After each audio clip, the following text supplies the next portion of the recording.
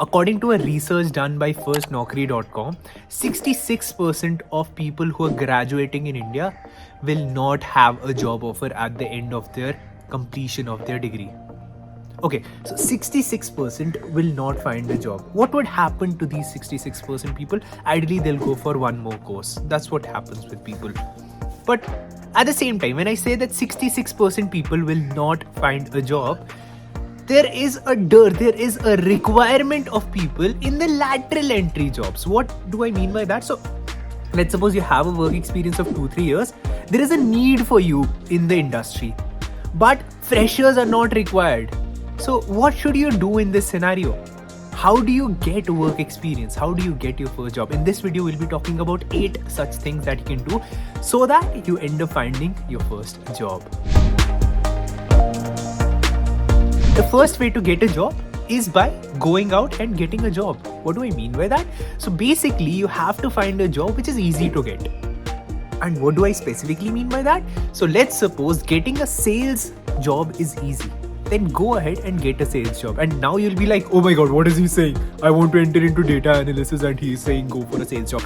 My point is, you get a job so that you get financial stability and financial independence. And I'm not saying that as soon as you get a job, just stick to your job for 2-3 years. No, don't do that. Ideally, what you should be doing, once you get a job, start applying for more jobs. But in this manner, you will first of all start building your profile. At least you will have something to do. You'll not be sitting at home idle watching Netflix most probably. No, that's the worst thing that you can be doing right now.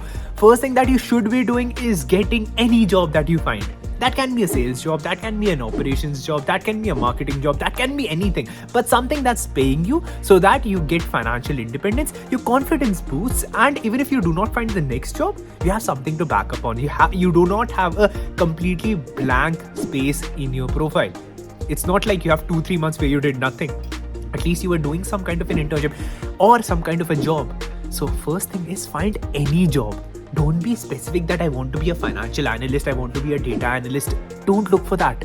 Go for any job that you find. And then once you have that, go ahead and look for a specific job which you were looking for anyway.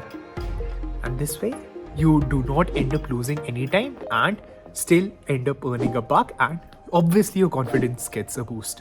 Second point is to customize your resume. Now, what do I mean by that? Let's suppose you're applying for X job position. Now, to get this X job position, you need to understand what they're actually asking for and what do they exactly need. Okay, once you know that, how do you get to know that? The most important thing is how do you get to know that? First, the employer himself says that these are the qualities that I'm looking for. What else you can do is you can go on LinkedIn, search for the people who are already doing this job. Okay, listen to this very carefully. Search for the people who are already doing this job and then ask them that what is exactly required in your job position.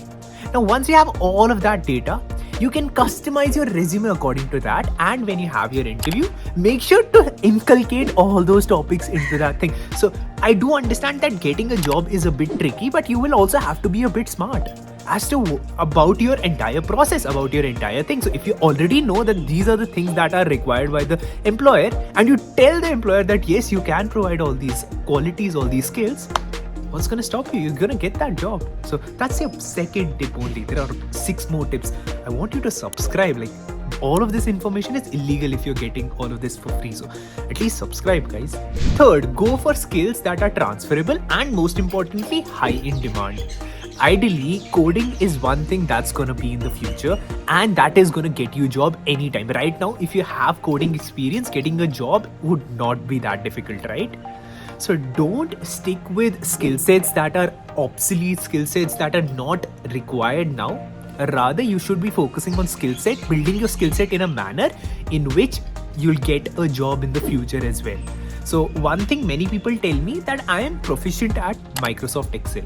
Everyone is proficient at Microsoft Excel now. And if you're not, at least you should be. That's the basic thing that you can do.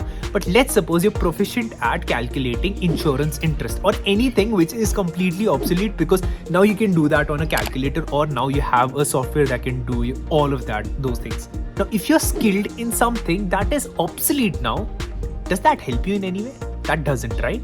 So you have to keep up with the pace, you have to keep on adding to your profile, and you have to keep on adding to your skills. Right now, coding is amazing thing that you can learn. Apart from that, any field that you come from, you have to be best at whatever is in the field, even if that's difficult. Even if you learn basics of that, you're gonna stay in the game.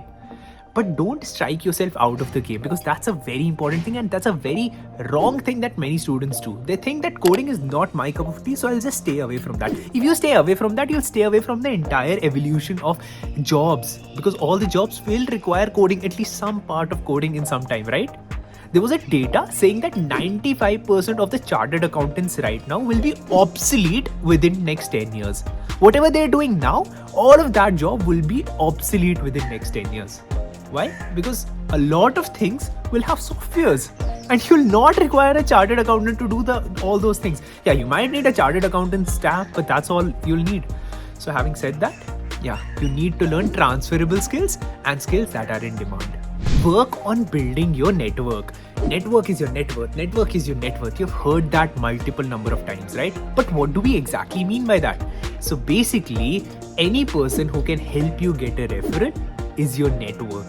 Any person who you reach out to and can help you is your network. Now, the best way to network with people is via LinkedIn.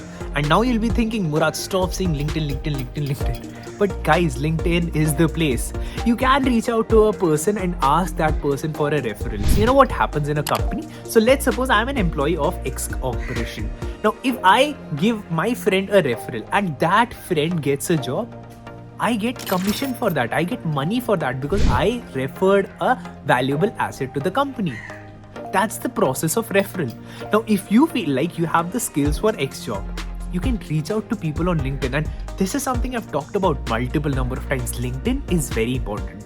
So having said that, I will end this video here. Why? Because I want you guys to check out how to make a LinkedIn profile. And if this video gets 1,000 likes, we will come up with the second part in which I'll be talking about the next 4 points. So that video would be here if this video has 1,000 likes. If this does not have 1,000 likes, oh God, you should work on getting 1,000 likes. But yeah, watch the LinkedIn video.